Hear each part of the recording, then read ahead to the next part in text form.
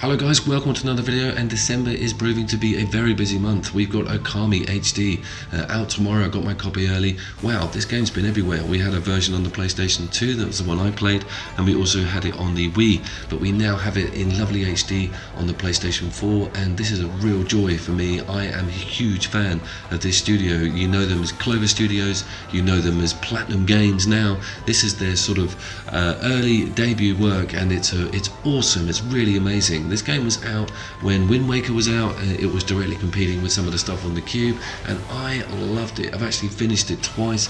It's great to sit down with this on a great decent TV and on my Pro and really look at its beauty. It's full of beauty. Ladies and gentlemen, I give you Okami.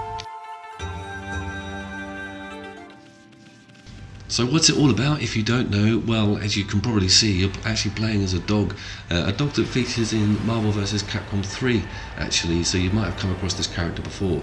You have a sword on your back, you're a god, but you have lost the majority of your powers, and what your job is to do is to restore the land with this beautiful lush green that you can see everywhere here. The soundtrack, the visuals, the animation, the cell shading, this game broke grounds. Imagine seeing this 10 years ago. It was beautiful back then, and it's so great to have it right popping out at the screen, with its new slick look, and it does look very good. I can straight away tell you this is a vast improvement on the original PlayStation 2 and even on the Wii version. It's very much quests are the order of the day. It is slightly open world. You get introduced to different maps and different villages. Think Xenoblade, where you can sort of go to or freely roam in certain areas and then you move on to the next, etc. But the map's really huge. It's quite detailed. The villages are really good. There's a full-blown trading system in here. Some, all kinds of people that can upgrade your stuff, and look at how cool it is when you run around with the flowers behind you. Now let's talk about these powers. These powers it was a bit of a game changer back then. You actually had a free roaming brush. So what happens is you push the R button, the screen pauses, it becomes like a parchment paper, like old school calligraphy, and then you actually have control of the brush itself. Now there's up to 16 different brush strokes. You open them up through the game. I'm only got to about 3 or 4 because I wanted to get footage and get the review out. I haven't played this game back to back, and some of the powers are awesome. You can actually draw bombs, and you can recreate things like the sun, and you can restore things, etc. This is a cool example here where you're coming across a statue, and of course you have to complete it by putting in the sword at the top. They're pretty simple stuff, but it works really well. It's really endearing. I love the sort of nod to Japanese folklore and the soundtrack and music washing around in the game, and the sort of cherry blossom theme that's going on the whole way through it really hammers home. It's a very vivid looking game.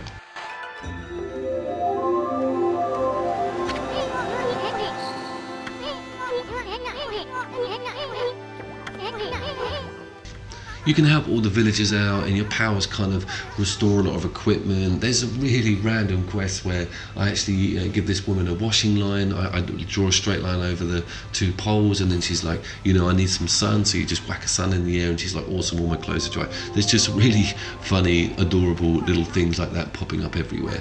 One of the powers that you get pretty early on is one of the best, and it's a power that actually involves a slash, a vertical slash or horizontal slash. And if you know Clover, then you might know about Beautiful Joe. You probably certainly know about Bayonetta and some of their other amazing games, Metal Gear Revengeance being one of them, which was heavy on the slash mechanic. This was there first with it, really. I mean, the engine can't really handle too much complication, but when you slash, stuff gets immediately sliced in real time after you take your finger off the pause button, and it just looks awesome. It plays out really well. This is the god that gives you the weapon itself, the sword on your back. And once you get that, everything changes. And one of my favourite things about this game is the amazing combat.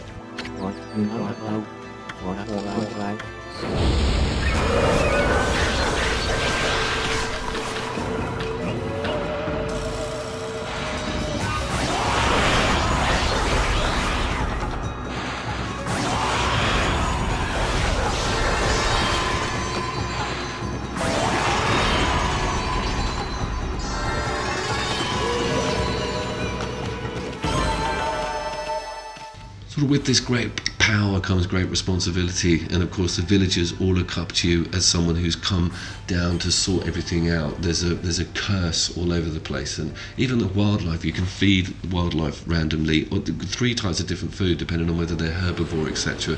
This gives you power up points where you can spend more on your powers, etc. And I wanted to point out just the idle animation of the main character itself. I'm waiting to save here, and the dog sort of lies down. There's also day and night transitions in the map, and they're pretty cute, pretty adorable.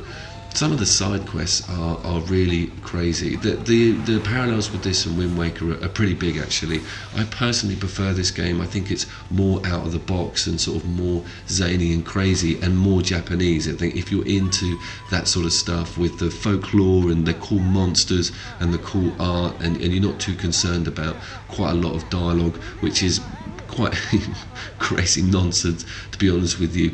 This game really delivers for me on a lot of levels, and I think one of them is the art style. This art style is really addictive. I loved it back then, and I love it back now. And you know about cell shading, you know, with Borderlands, etc. But it's just the flowers that come out the back, the way it's really fluid. It doesn't really hold back. It's really bold. This game, when it first came out, it broke ground. It won a lot of awards as well. And you may remember the Jaguar in Bayonetta with those funny little flowers coming out the back. That was a real nod. Let's get back to the fighting, because the fighting is a lot more complicated than it looks. Actually, you're trying to go for these tooths, these blue dragon tooth, which you get from doing a high score on an enemy, which would mean that you'd knock it up in the air and actually give it a slash, during that period to split it in half, and this will actually give you an extra perk, and you're scored for every single fight. These enemies are awesome. They have a guitar that they block you with. You've got to strum the strings with the slash. They can see, wait till he's airborne, and out pops that blue dragon tooth, which you accumulate and actually use to trade with, etc.